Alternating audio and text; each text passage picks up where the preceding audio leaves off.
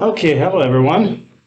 Well, as everybody settles down a bit, thanks very much for the invite here.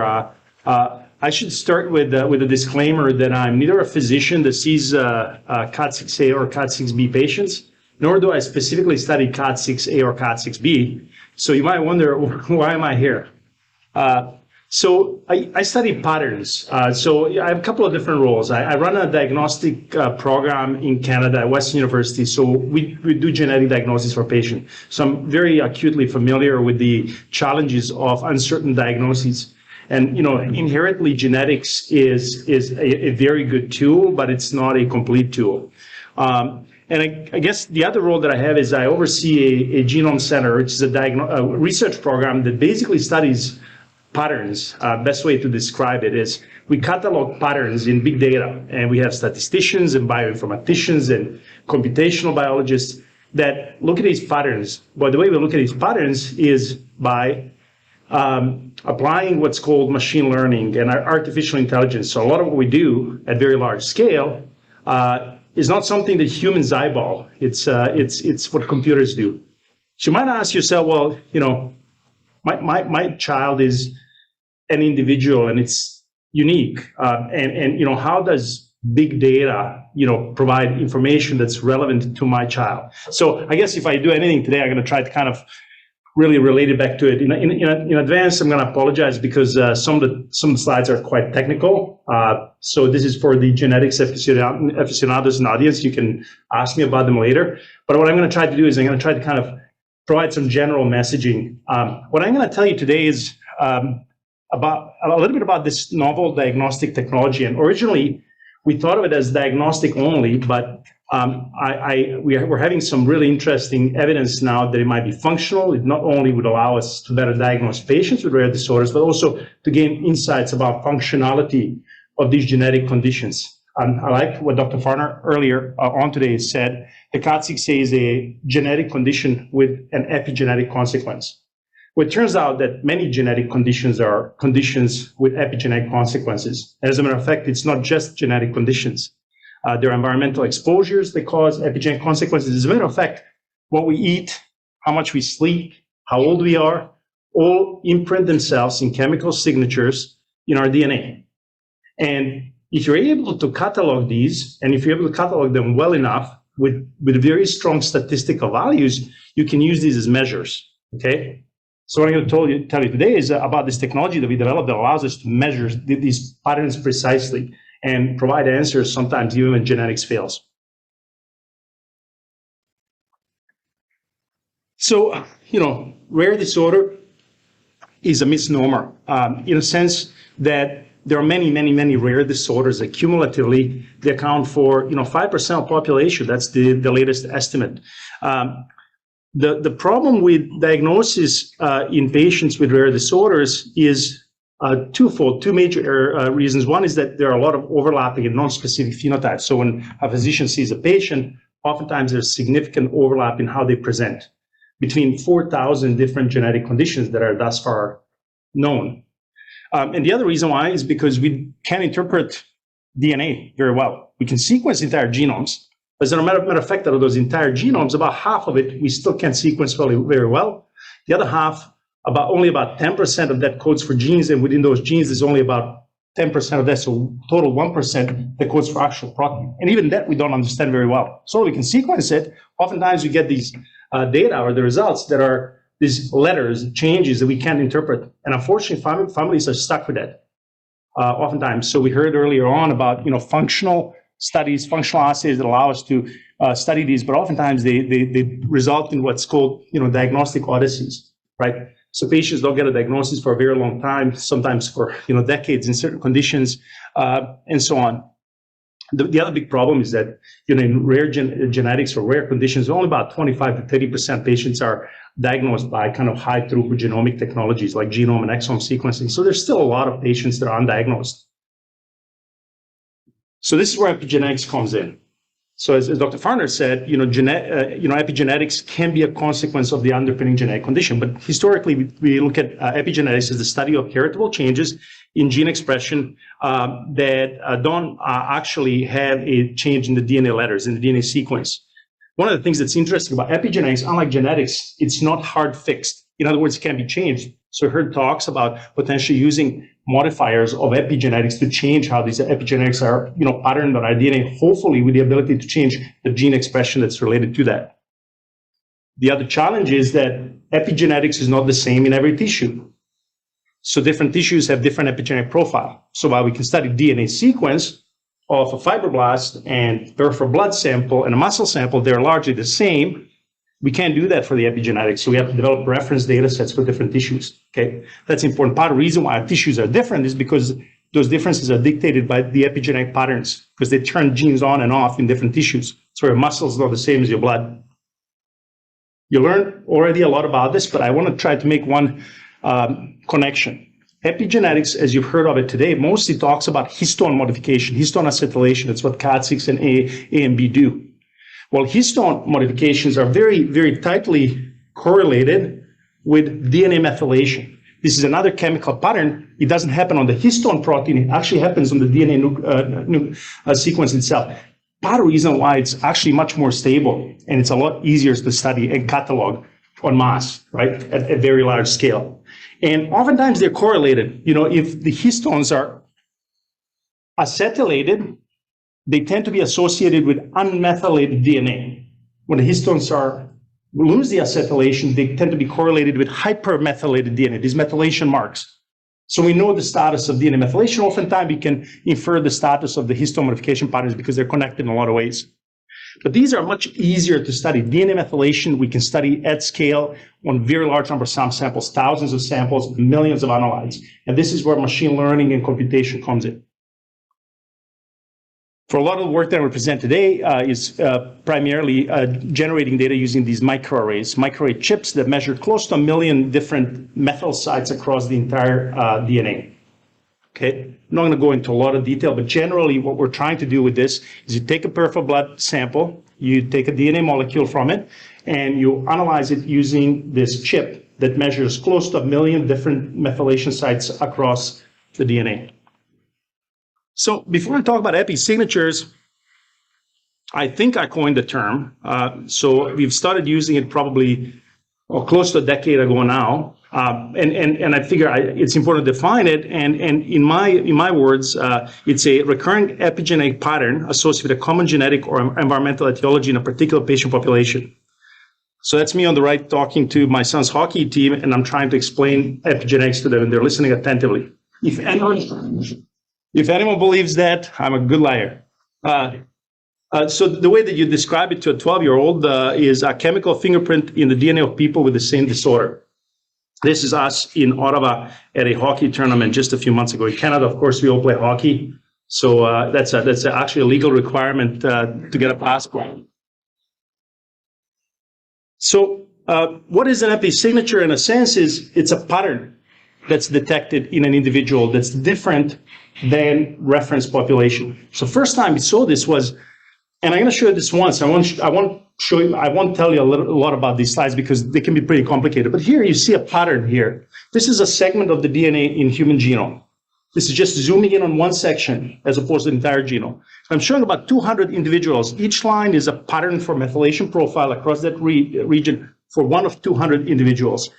And these happen to be patients with suspected rare conditions that we tested years ago. And what we found out was when we looked at this, these patterns are juxtaposable right across our genome. Right? There's some differences, and there's some differences to age. One thing that's really interesting, you can tell your age within about 2 years just based on your DNA methylation profile. That's how precise this stuff is. But then every once in a while, if you see these couple of lines, these are a couple of individual patients that deviated at specific spots.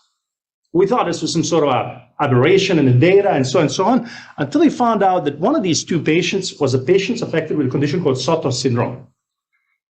So then we thought, well, it's too much of a coincidence that they overlap that much in these specific regions. The other patient happened to be a newborn with dysmorphic facies, failure to thrive, and I think a few other features similar to Soto syndrome. So we suggested that the patient get sequenced for mutation in SD1 gene, and lo and behold, the patient had a mutation in SD1 gene, which was the first time, to my awareness, that we used epigenetic profile to identify a patient with a genetic condition. So that's kind of what triggered the light bulb. Well, these might not be random. Not going to go in a lot of detail, but years have gone by since then, and we started cataloging epigenetic profiles across different genetic conditions. Initially, we focused on what Dr. Farner here referred to as chromatinopathy disorders, disorders that involve genes with specific function in regulating chromatin, histone acetylation, for example. But since then, we've expanded that. We started to look at all kinds of conditions. So epilepsies have episignatures, mitochondrial disorders have episignatures, Duchenne muscular dystrophy has episignature, fetal alcohol syndrome has an episignature. Drugs that are given to women to control seizures during pregnancy, for example, valproate, sometimes results in a syndromic condition in a newborn that has an episignature. So I'm not going to go into a lot of that, but what I'm going to do is I'm going to spend the next few slides just telling you some concepts related to these episignatures. One is that we can derive a very precise score. This score tells us that this particular individual has this particular signature with a very, very high level of sensitivity specificity. In other words, if you have a specific score for ATRX syndrome, if you happen to be one of these patients in this particular list here that has a high score for ATRX syndrome, it means you're very likely you have ATRX mutation. So, and that's replicated across different genetic conditions that we studied in this early paper. The other thing I want to say is that these epigenetic signatures are not necessarily specific often to a single gene. They can oftentimes be specific to entire protein complexes. So there's a protein complex called Bafopathy or Swiss Sniff remodeling complex. It's a complex that of proteins that deals with chromatin. And we found out for a number of different genetic conditions that they actually have a common pattern, common signature. So they can be protein specific, protein complex specific. They don't have to even be gene level specific. They can be subgenes. So if you have a mutation in a certain part of a gene and another part of a gene in a different domain, you might actually have a different methylation signature. And sometimes they're associated with different clinical features. So we can start using these methylation signatures in peripheral blood from patients to tell whether or not a patient is going to have a certain type of phenotype over another type of phenotype. So that's as a use of a biomarker. We talked about biomarkers a little bit.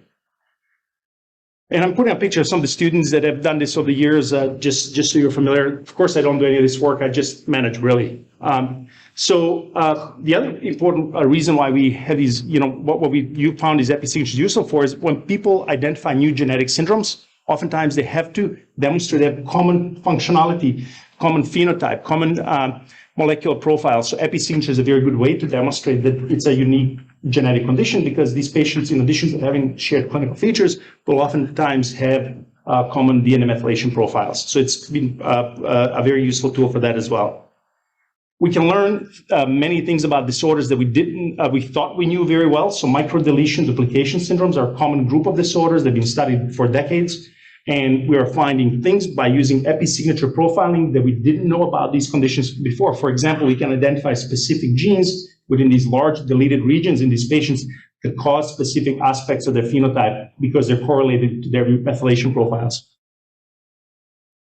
Well, what's most important, maybe from the diagnostic perspective, we found out very early was that, well, if we know what the consequence of a defective protein is, and that's a DNA methylation signature, can we use it to interpret genetic information? So we have a variant of unknown clinical significance. When you get genetic testing, they find a variant. A variant is not certainly to be pathogenic, or it's not certain to be benign. We can infer based on DNA methylation profile whether or not a patient actually has a mutation or not. Sometimes that requires many years of functional assessment, family studies, and so on and so forth. So this is really a shortcut in a lot of ways. And that's allowed us to reclassify these variants in many, many conditions. We do this testing clinically as well. Now, so we've reclassified hundreds of patients that otherwise did not have a diagnosis. So ability to go from a VUS to a pathogenic or likely benign. When we use this technology, we screen the entire genome. So as the episignatures get added onto the list, we're able to screen for many, many disorders all at the same time. So sometimes a physician sees a patient and they think they have a certain genetic condition. And there's an example of patients with suspected CHARGE syndrome, what we're showing here, 4 of these dots are patients that actually have CHARGE syndrome in this cohort, number of patients that don't have any of the syndromes in this early version of the classifier, and 1 patient that has an alternate condition, ADMP-related disorder, that after receiving this information, the physician then went on that targeted sequencing in the ADMP gene and actually confirmed the diagnosis. So because we're screening for all these conditions at the same time, it ends up being a very, very effective screening tool in these conditions that oftentimes have a similar phenotype. I should also say that we've identified many patients that have distinct clinical features that are associated with their genetic condition, where we have a distinct methylation profile, but there's no known genetic defect. Oftentimes it's because many mutations happen outside of these coding regions that we currently test in clinical labs. Sometimes they happen in introns and outside. In some cases, we've done deeper dives, very extensive genomic testing where we could actually demonstrate these mutations lie within one of these thousands of genes. But it's really hard to do that unless you know exactly what you need to be looking for. This is where epigenetic profiling can help. There are examples, for example, where patients have had very extensive genomic testing like genome sequencing, exome sequencing, where they couldn't find a diagnosis, applying methylation profiles on our earlier versions of classifier, identified distinct signatures that then allowed us to go into these specific patients and do these targeted techniques to actually find their genetic mutations. So it's an example from another paper. So what's interesting about these episignatures across all, and I will get to KAT6A and B, I promise. I'm leaving that a little bit to the end. But what's interesting about all these conditions is that these signatures, the methylation profiles, while we can develop very sensitive, distinct classifiers, it's true that actually quite overlapped, okay? So this is what we call a Circos plot from one of the earlier classifiers showing the overlap between methylation similarities between these different conditions at that time. 2020 follow-up with another paper. So basically, each one of these lines represents a methylation region that's similar between this condition, CHARGE, for example, and SOTOS, and so on. So it tells us that these methylation changes that happen in these patients with neurodevelopmental disorders are not super unique. Actually, there are a lot that are overlap, which makes sense because they're affecting genes that are related to neuronal development, which is a very common feature. So we're talking about common things to target for patients, going from reductionists to a bit more broader sense, there is a lot of overlaps, and I'll talk to you a little bit more about it. I don't want to get into too much of it now. But what it also allows us is when we start looking at their methylation profiles, we can start grouping patients into categories with similar epigenetic defects. Okay, as an example of a cohort here of patients with one of our earlier papers here demonstrating very nicely that there is a group of conditions that have a very distinct hypomethylation profile. Their common feature is disruption of growth as well as intellectual disability. The subgroup here is overgrowth syndromes. The subgroup here is undergrowth syndrome. So when you look at how they branch out, and this branching is based on their similarities of their methylation profiles, you can start inferring that they're telling us something about their phenotype. They're not just random methylation changes. They're telling us that they're actually potentially related to what actually happens within these patients. And we know for each one of these genetic conditions, even within a single genetic condition, there's such a spectrum. So it would be great if we can actually develop ways to develop a biomarker, molecular biomarker, that's going to tell us about the spectrum of how a patient will present. As a matter of fact, we already have that for some conditions, not for KAT6A/B yet. We'd like to get there at some point. Actually, we do have a little bit, I'll tell you. So this technology has recently been, a few years now, been adopted for clinical testing. There are a number of clinical labs around the world. We are a bioinformatics center. I work in a non-for-profit government healthcare institution in Canada. We work with a lot of labs around the world that are doing this testing for patients clinically. So this is currently the only technology that uses genome-wide methylation profiling for patient diagnosis. That network is expanding. We have labs in Europe, US, in Australia, and so on. This is one of the earlier versions of the test. The most recent test is Episign version 3. This is Mike who developed it, included close to about 60 different common genetics signatures. Just shows basically methylation picture of the different genetic conditions. Some genetic conditions are hypermethylated, other ones are hypomethylated, and so on. There's a lot more complexity here than I want to share here at the talk today. And this is what the test looks like. It lists all the different genetic conditions. So if a patient, if there's suspicion of this particular genetic condition by a physician, they can order a test from a number of these clinical labs. If there's a VUS identified, it can allow them to reclassify VUS. If they had genetic testing, they strongly suspect patient has a diagnosis, but there's no genetic finding. That's another reason why you can order this type of a test. And this just shows the KAT6A, KAT6B that are part of that test. This is what a result looks like for a patient that has a positive episignature for KAT6A in this case. And as you can see here, there are a number of components to this classifier. I'm just showing you a few bits and pieces of it. One, it shows that this particular patient clusters with a group of patient samples, not controls. And these are the control samples. This is Euclidean clustering. So the DNA methylation profile is distinct. It can be visualized in this cluster plot. So these are patients, these are controls. And remember, support vector machine classifier scores this particular patient very high for KAT6A. So cumulatively, these plus some other things that we do provide what's called a epigenetic profile or epigenetic diagnosis. This is an example of a patient with a missense variant who was suspected to be potentially pathogenic. They were uncertain essentially it was a VUS. And in this particular case is an example to show this is a patient who was tested. It was a missense variant. And it actually, in this case, clustered as a benign variant. It did not have a DNA methylation pattern. So therefore, as a result, it's likely benign. So phenotype. So KAT6A, KAT6B patients have overlapping phenotypes. Those overlapping phenotypes are reflected in the fact that the DNA methylation profiles are also actually quite similar. So when we did this study early on to try to develop these episignatures for KAT6A, KAT6B, we included some peripheral blood samples from both KAT6A, KAT6B. As you can see here, for KAT6B pathogenic variants, there are very many variants across the entire gene, and the manifestations or phenotypes in these patients, how they present, can actually be quite overlapped. So that's actually reflected in their DNA methylation profiles. So if you look at, developing a classifier that allows you to tell if the patient has a KAT6A, here you can see that KAT6A and KAT6B patients all cluster as part of this kind of a common cluster away from a lot of the controls. But we have techniques that allow us basically to train against it and to separate, for example, KAT6A from KAT6B, different phenotypes.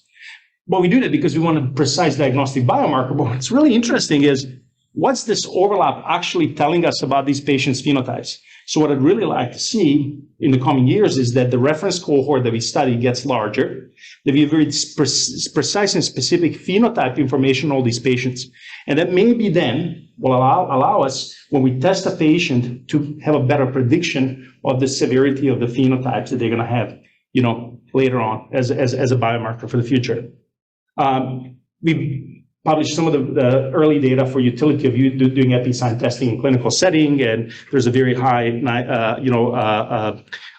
detection. About 35% patients in this particular cohort had a diagnosis that previously by genetics didn't. We used it for interpretation of VUSs and for screening. This is a bit more broad.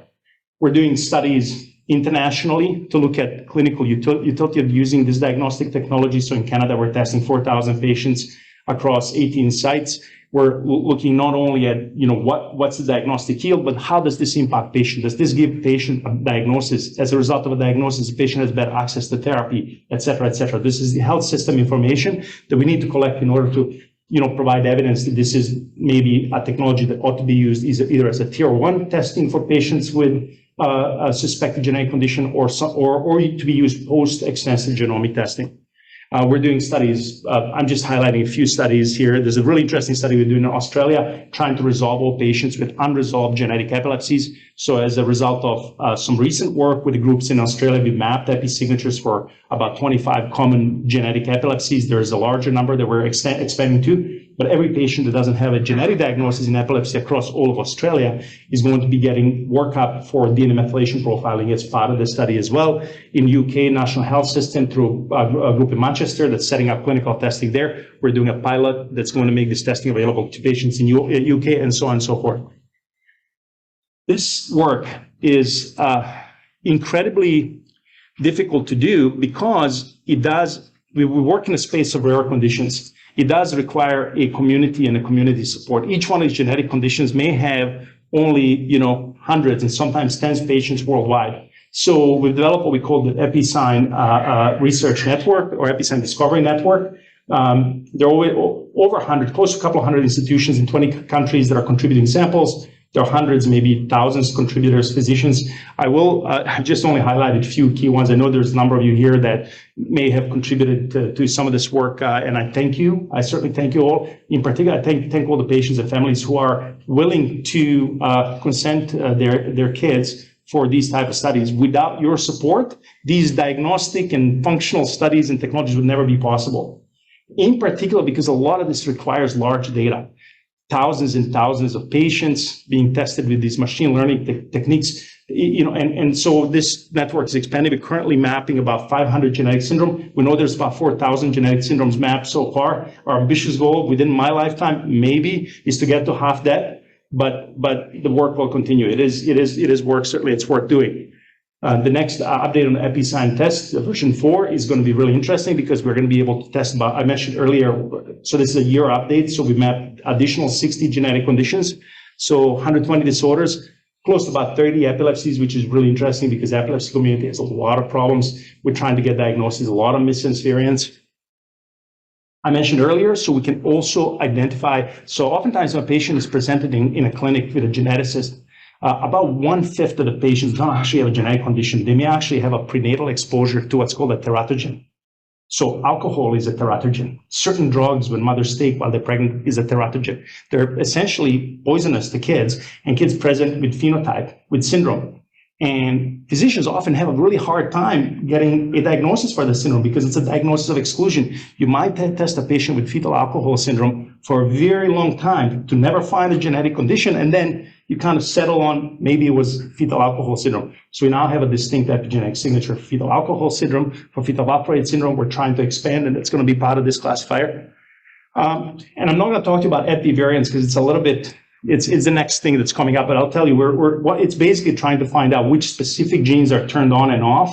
And much like genetic mutations that shut off a gene, a promoter methylation of the gene can do the exact same thing. So as now we've expanded these databases, we're able to kind of get a good handle of that data and provide that information as well.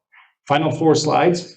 I'll tell you what I think we're going to be doing next with this. So I've focused on the diagnostic aspects of this technology, which are really exciting in providing, diagnosis to patients that haven't, previously done it. But the way that I think about these methylation changes is they're not a genotype, they're essentially a phenotype, but they're a fundamental phenotype. What I mean by that is we have a genetic defect. The consequence of genetic defect is a physiological presentation. It's a syndrome that the physician sees, and ultimately is the syndrome that's observed. But this is also a phenotype, except it's very direct and very profound and very fundamental. It's baseline phenotype. It's at the level of the DNA itself. And because it's so close to the DNA, there's lesser chance of environmental factors, other things to dilute that phenotype. So we can put very strict p-values on it. So as a phenotype, ends up being a very effective way to diagnose patients. So we call it an epi-phenotype model. And of course, with normal development, with no gene mutations, you end up with one specific epi-phenotype. If you have a specific mutation, a specific gene, you have some developmental abnormalities, developmental issues that represent as a different DNA methylation profile that we can detect. And real neat thing about this is we can pick it up without doing invasive procedures. We don't need to do neuronal biopsies. It's the DNA from peripheral blood that you otherwise would give for standard genetic testing. So this is the updated Circos plot based on the 60 signatures. We're building one out now for 120 signatures, but that just shows you the amount of methylation regions between these different genetic conditions that overlap with other genetic conditions. So it's a very tangled web. We know there's a lot of overlap here. So when we actually map this, you can find correlations between these different conditions. What I want to show you here, if you remember the original plot from a few years ago from the paper showing relatedness of these genetic conditions. So this is more an updated one. It's paper that's been submitted, should be out soon, showing it across 60 different syndromes. So there's still that strong hypomethylation branch associated with these overgrowth and undergrowth syndromes. But there's a really neat branch down here that I want to point to that includes KAT6A and B disorders. So GTTBS, ARTHS, SB, YSS are within this branch. There are a few other conditions that, based on their methylation profiles, are actually quite similar to the KAT6A and KAT6B. They happen to be Rubinstein Tybee caused by CREB-EP, and I think that's a protein that was presented on a previous talk, and there's some really interesting kind of correlations there. Cullen-de Vries syndrome, CANSL1. both of these are actually part of the histone acetyltransferase complexes. So functionally, that would make a lot of sense. HVDS is one of the two different signatures. The other one's up here. It's for certain patients that have this specific signature. It is a protein that works with sweet SNP remodeling complex, the BAF complex that I showed you earlier. It's a chromatin remodeling complex that works with histone, modifying complexes as well. So biologically, these patterns are starting to make sense. They're not random. So going back to it, this potentially expands the community with similarity in their epigenetics, if you will, as opposed to narrows it down in some ways, if we're thinking about using these epigenetic profiles as potential targets for a larger segment of patients with neurodevelopmental disorders. So where do you think this work is going? So we know that, and I didn't show you this data, these changes are strongly enriched in gene promoters that have CPG islands, so it tells us that they have regulatory function. We also know that they're very much enriched for neurodevelopmental pathways. So neuronal regulation, expression of how the neurons are developed and so on. So the question is, are there shared methylation signatures across phenotypes? I showed you already a little bit of the data. We want to expand that. A clinical presentation, we want to expand that. For all that, we need larger cohorts of patients with very well-defined clinical features. So they can tell us, if we can predict how patients are going to, develop in a long run. But at the same time, they can be a fantastic biomarker if we can use it as a biomarker to look at the effect of drugs on specific, clinical phenotypes. I mean, that's the idea anyway. And then, I guess, that's really all I had to say. This is just a nice little 3D model of the different genetic conditions in the 3D space in their episignatures. And you can see that some are quite distinct and some are quite interlooped. But we have tools essentially that allow us to specify that. With that, I want to thank you all. I thank my lab, and again, I really want to thank all the patients who continue to support this work. World is a small community nowadays, and I think at the end of the day, I think we all are part of this, and I think we all can make significant changes together. So thank you.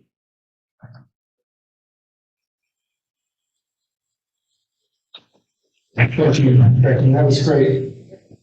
Question for you. Sure. So it looks like you have generated a methylation profile for KAT6A, for example. There is ongoing diagnostic work going on around the world with existing signatures. Is the KAT6A signature one of those being clinically identified around the world right now? Yes. So do we know of any KAT6A patients that have been identified through it without the underlying exome or? Yes. So we do. I've just looked at the database before I came here, because of course there's a central analytical database that's housed in my lab and all the clinical labs that are part of it. So a couple examples that I showed you were from patients that were submitted through the diagnostic profiling, one with positive, one with negative. So the hope is that we're going to continue to be able to kind of map these. I think the question maybe in your head is, is there a way to kind of connect this to the broader community and to kind of, connect patients together? Is that where you're going with? Two things I'm thinking. One is, I think it's probably been the case that every member, every family that's been connected to our foundation organization and subsequently to researchers is through exome sequencing, right? So if this is now a new alternative approach to enlarging the community and a new way of identifying patients, then that's wonderful. And we just got to make sure that if they're identified through this approach, they're immediately connected to the foundation and community, so we can expand. So there are a couple of people in here, Dr. Esper and Dr. Farner, who I've worked with already in this space. I really want to thank both of them, for all the help and support. So they're probably the best people to kind of connect with. I know in US currently there is availability of this test through the Greenwood Genetics Lab. I know that occasionally there might be some challenges with getting reimbursement from the insurance companies, but that's hopefully going to change soon because the test has recently received a CPT code. So I think that's probably the best way to ensure, because I know both of them have submitted patients for testing and they're engaged in the ongoing research work. Of course, we're also interested, for the existing community, particularly there are physicians that are interested in kind of deep phenotyping and looking at correlations between phenotypes or clinical and methylation profiling. We'd certainly be interested in doing further work. Yeah, so that's my second point exactly. We are now very locked in with the KAT6B community, right? Yes. It's two known disorders that we're linking up now. But if out of this research and this work, based on the epigenetic signature, you could recommend to us, hey, here's disorders A, B, and C, you should also bring in, tightly linked with the foundation for our research initiatives. That would be wonderful, and we'd love to get those recommendations based on the signature similarity. Yeah, absolutely. Other questions?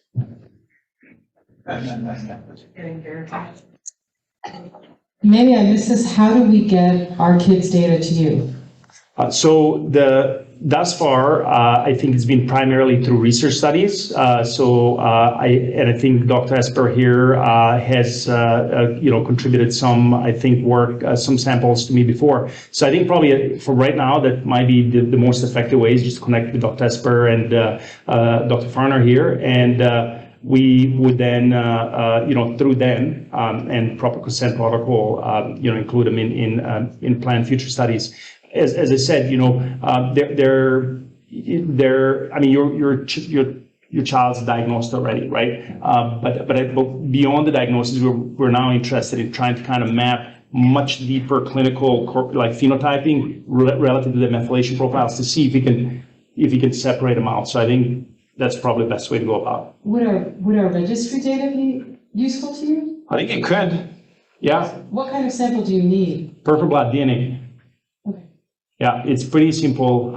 It's unlike histone modification studies that require very, kind of careful storage of samples and so on, because these are subject to, biodegradation very quickly. I mean, this is just DNA. You can sit on a bench top at room temperature for months and you can still use it, which is really neat.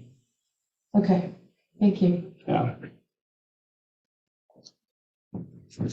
Do the Episignature stay consistent over time, like across age groups? Have you tested Yes. patients across time or? Yeah. So it's an interesting, a very loaded question. So we know, for example, that DNA methylation profiles change in everyone, right, as we age. If I took a sample of DNA from any one of you here, I'd be able to tell you within about 2 years how old you are simply based on your methylation profile. So there's a large section of the DNA that ages with us. There's a lot of really interesting research happening in trying to kind of reverse these methylation profiles through exercise, et cetera, et cetera. But with patients with genetic conditions, we actually, in some conditions, not KAT6A-B, for example, but in SOTOS, for example, we found accelerated aging, okay? So compared to the baseline, so age-specific baseline. So we know that happens. What does that mean? We really don't know. We are able to control for it from the standpoint of classifiers. We need to be able to, diagnose a patient that's newborn and diagnose a patient that's 40. So we're able to kind of control for that through the statistics procedures. But we know that there are changes. We just don't know, what on a specific disease or what do they really mean.